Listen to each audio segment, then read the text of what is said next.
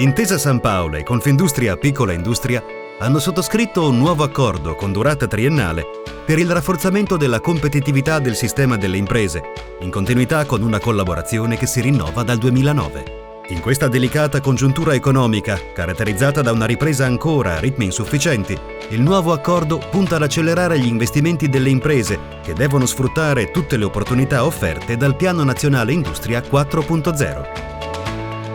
L'accelerazione verso il futuro è diventata un percorso obbligato per l'intero tessuto imprenditoriale italiano. L'accordo si concentra su 5 pilastri fondamentali. 1. Finanziare la crescita, accelerando gli investimenti delle imprese ancora poco dinamici sul piano dell'innovazione, della crescita dimensionale, del rafforzamento della presenza all'estero e incidendo sul loro livello di patrimonializzazione.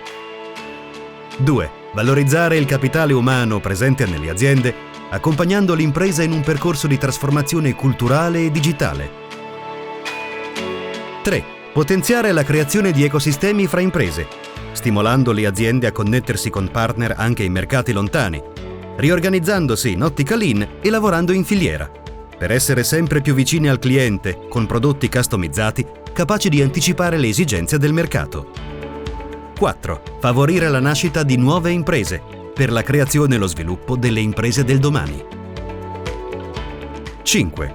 Mettere a disposizione un plafond dedicato di 90 miliardi di euro nel periodo 2016-2019, come importo complessivo delle linee di credito, dei finanziamenti e degli altri interventi previsti.